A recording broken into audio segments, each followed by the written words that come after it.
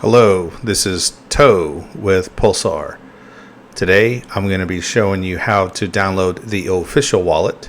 I am going to show you how to install it, and I am going to go over a couple of ways of keeping it secure. So step number one, you want to get the official Pulsar wallet available on the team's GitHub. That is github.com/Pulsar-coin. It's important that you get the wallet only from this location. If you obtain the wallet from any other place on the internet, that is not team endorsed, and it is likely that somebody tampered with that wallet. So get the official wallet on the official distribution site, which is our GitHub. All right, now that you're here on our GitHub, go ahead and click on the repository. And if we look here on the right side, we see releases, and we see that 1.16 is the latest release at this time. So we'll go ahead and click that. Scroll down, and now we're going to download files pertaining to our operating system. In my case, I'm using Windows 11, so I am going to be interested in this one. So the WinZip. So click on it and it'll download. And in addition, you want to go ahead and take advantage and grab the latest version of this blocks chain state file. So we have one that was updated on February 22nd, 2024. So we're going to go ahead and grab this guy as well and download him. All right. Now I already downloaded them. And here they are, the zips. And I went ahead and extracted the zips. Okay, so this is what it looks like, the Pulsar wallet executables, and this is the blocks and chain state. This will come into focus in here in a little bit. But what we want to do is we want to go ahead and open up the zip file for the wallet. Okay. So now we're going to go ahead and double click this Pulsar-Qt file. This is the first time I'm running this on this machine. Let's see what it says. Okay, Windows is protecting my PC. Great. It doesn't know. Okay, so we're going to run this anyway. All right. So now it's asking me, where do I want it? I want it in my the roaming Pulsar. It's going to be putting like the configuration, the wallet. Of course, the executables will be in program files. So we'll just stick with the default. Okay, just use default. We'll click OK. Now it's working its magic in the background. And here we go. Okay. So looking at this, it's downloading the entire blockchain from the very beginning. That takes a lot of time. So what we're going to do at this point is we're just going to let it set for a little bit. It's kind of scanning. That's fine. So we'll go ahead and click on File. Now we're going to click Exit. We're just going to stop it before it gets too far ahead. Exit. Okay. So now we are going to open up. You know what? Before we do that, we're not going to overwrite things. Let's go to App Data. Let's go here first. App Data. Let's scroll down to Pulsar default installation location. Now you're seeing there's no executables in here, which is fine, but we see that blocks and chain state. Okay, there's not much downloaded here. Chain state, it's a small as well. Okay, now what we're going to do, we're just going to go ahead and remove those two directories. All right, now that we remove those two directories, we're going to go back to the downloads. Here's blocks and chain state updated, and you can see has a lot more information in here. That's okay. We just want to grab this directory, and we are going to copy it. All right, copy that. Now we're going to go back to the app data. Can you guess what's going to happen next? We are going to go ahead and paste those directories here. Here we go. All right. Now, let's go into this config file here. Go ahead and kind of make it a little bit smaller here. Now, actually, this is like the default. It uses port 5995 to communicate to other peers. Now, you'll see things like band score, and you'll see things like add node. You don't need those in the config file anymore. These values are actually hard-coded into the executable itself. So we're going to get rid of band score. We're going to get rid of add node. We're going to leave everything else with default. And we're going to save this guy right here. All right. And so now we're going to go ahead and fire up the wallet.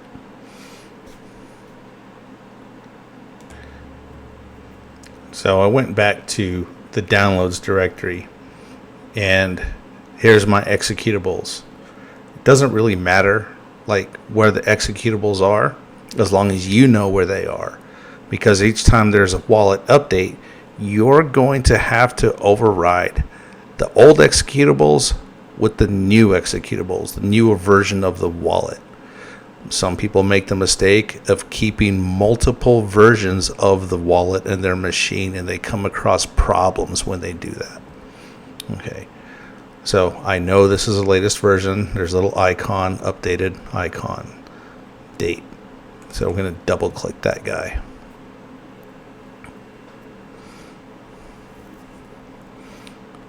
All right. So now that blocks and chain state that I copied over, now it's going to take time for the wallet to boot up, because upon boot up it has to scan all those files. So I'll go ahead and pause the video, come back whenever we see some progress, when this loading blocks gets close to 100%. All right, we're at 99%. Almost 100. There we go, 100%. Let's see what this thing does.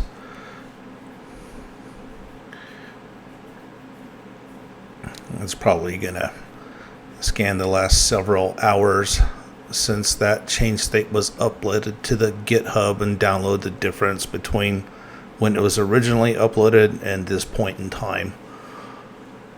Most likely.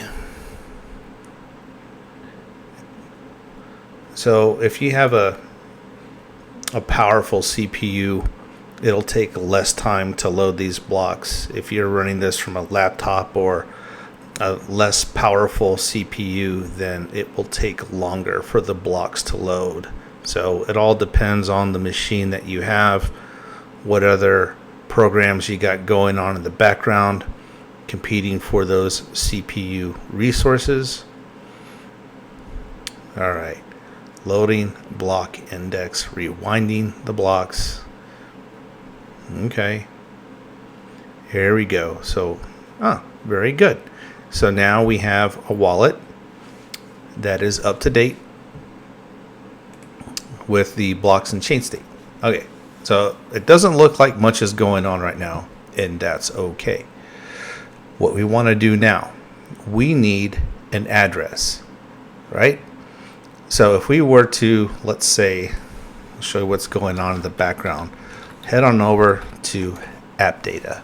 All right, go in the Pulsar. This is in this wallets folder. You're going to see something that looks like this, or exactly like this, wallet.dat. That is probably the most important file in this whole thing. So we're going to do things to make sure that nothing happens to this wallet.dat file. All right. Let's go here. Let's generate an address, shall we? So, receive. We want to receive Pulsar from another user, from an exchange, whatever. Whatever address is generated here is married to that wallet dat file that we saw. So let's give it a label. Test address. That's me. All right, test. Request payment. Boom. All right, we just generated a unique address that's married to this particular wallet dat. Okay, so what we're going to do now, we're going to copy this address that was just generated. Then we are going to open up our notepad. Boom. So we did a direct copy paste from what the wallet gave us to notepad. All right, fine and dandy. So now what we're going to do, we're going to back this thing up before we do anything else. We're going to go file, and we're going to back this wallet up. Okay, where are we going to back it up to? You decide that. But for me, for the purposes of this video, we're going to do it here to this the same directory containing the wallet dat. But you know what? We're not going to call the backup file and name it the same thing as wallet dat. Kind of defeats the purpose. But what I will do is this. Okay, this is a wallet, and it is for Pulsar. And boom, that's the address. So now we're going to save. And there it is. So now we know that this wallet is for this address, and this is the backup. So what you can do from here is that you can put this guy on a thumb drive, keep it safe, keep it labeled. Worst comes to worst, and you have to restore your wallet. Something goes wrong, haywire. Hey, you got your wallet dat as a backup right there. All right. So now what I'm going to do is I'm going to send some Pulsar to this wallet. I have another wallet going on another machine, so I'm going to send some coin over here to this address, which I'll wipe after this video is done, so give me a sec. Okay, I sent myself 1,000 Pulsar that I have on another machine here in the house, sent it to this new test wallet that I just made. What does it look like? Okay, so we go to transactions. We can see that it hasn't been confirmed through the blockchain quite yet. So, what is it? 6 confirmations, and then it'll finally deposit in the wallet. And you can see, meanwhile, it's pending. It's not actually in the wallet yet. That's why you get this 0 balance here. And you can see that it's in brackets, the amount's in brackets, showing that it's still pending. Okay. So if we look in send, we can see that, yeah, okay, it shows an input was created for this, and it's at 1 confirmation. All right, what did I just do there? Okay, let's look at it again. We got pending is now 0, total is now 1,000, and those brackets are gone. We can see here in transactions now 1 of 6 recommended confirmations. Okay. So we'll just kind of wait a little bit for it to go through before I start messing around. I don't want to move too quickly. So what we'll wait on now is for this to reach the full 6 confirmations. Okay, so now we can see that we've met the minimum number of confirmations. It's here, it's ready to rock and roll. All right, so now let's mess around. Let's talk about inputs. Now, that 1000 Pulsar arrived to this address and this wallet here in an input. So if we go to send, this will let you see all the inputs that you have. So we just click send. Now we click on inputs. We can see that I have one input for 1000 Pulsar.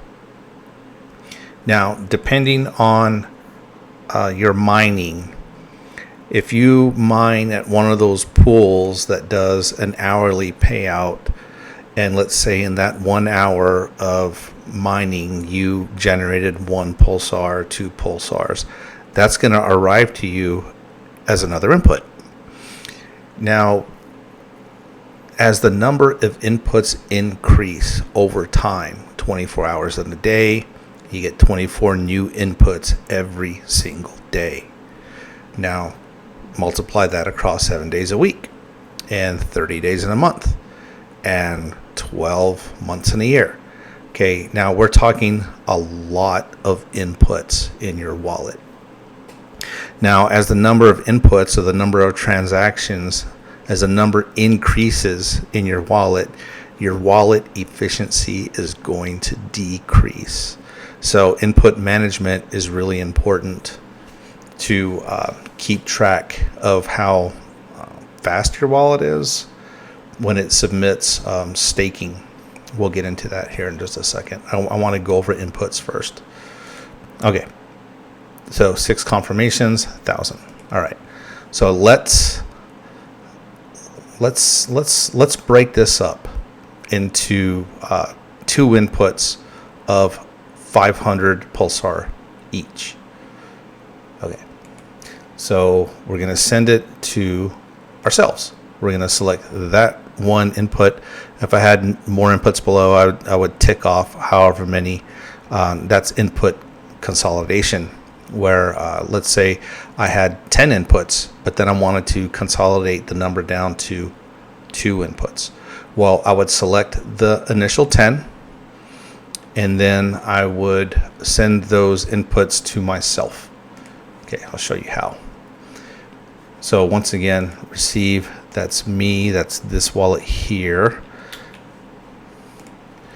So I'm going to send to myself 500 Pulsar. All right. Send. You'll notice it didn't ask me for a password because I haven't encrypted my wallet yet. I haven't done that yet because it'll shut the whole thing down. Then I have to wait for it to boot back up, and I'll do that here in a second. Right now I'm just showing you how the thing works. All right. Send it to myself. Yeah.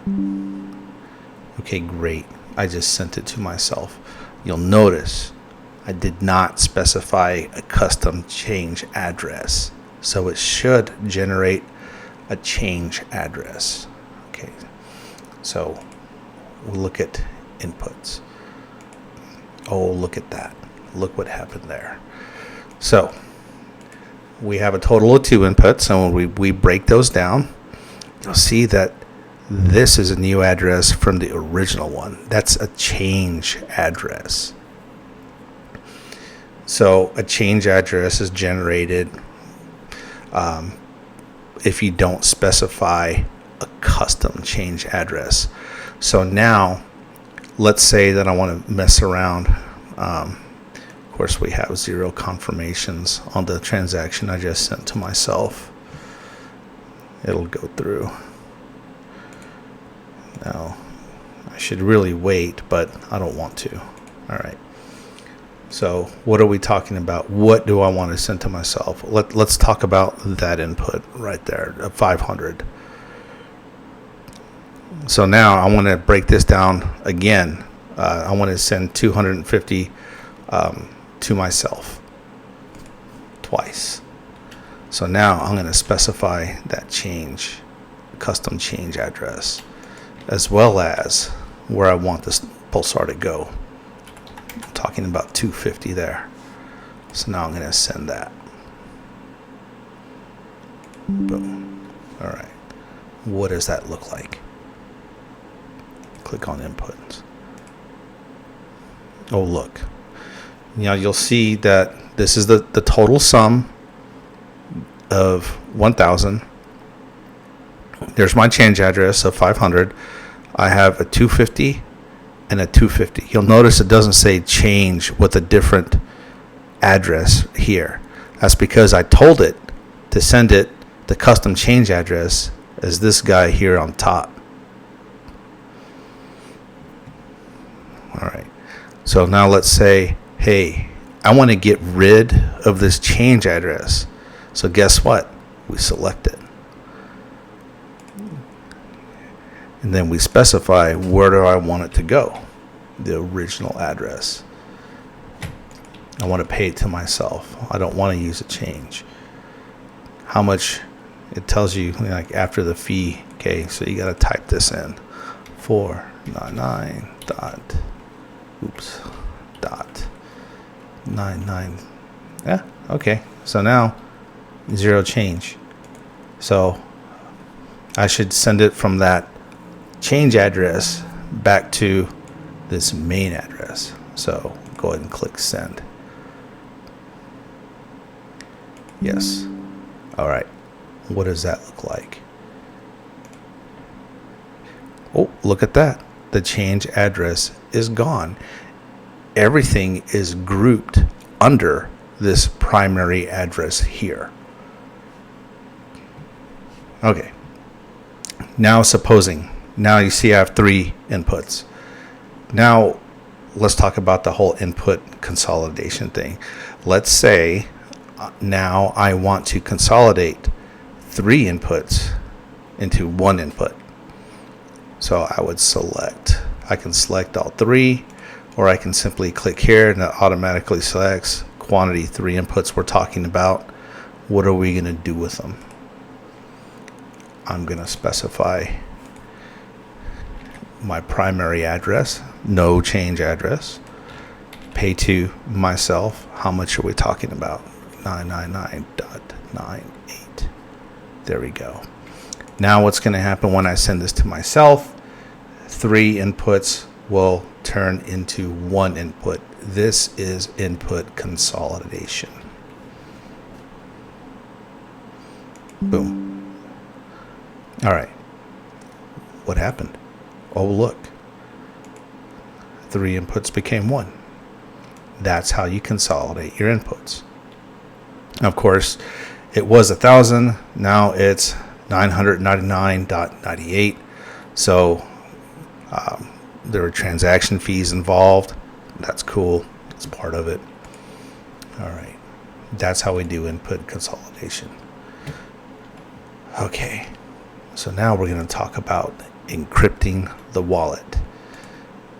Settings, encrypt wallet. All right. So it says enter the new passphrase to the wallet. Please use a passphrase of 10 or more random characters or 8 or more words. All right.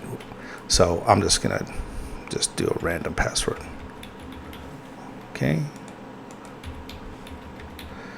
Yeah. Awesomely secure password, right? Whatever. This is just a demo video. Okay.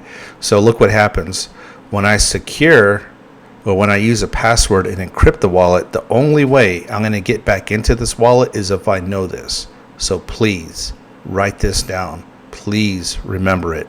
Don't lose it. You lose it, even though you have your wallet DAT backed up, you ain't getting into it. Okay. So I'll click OK.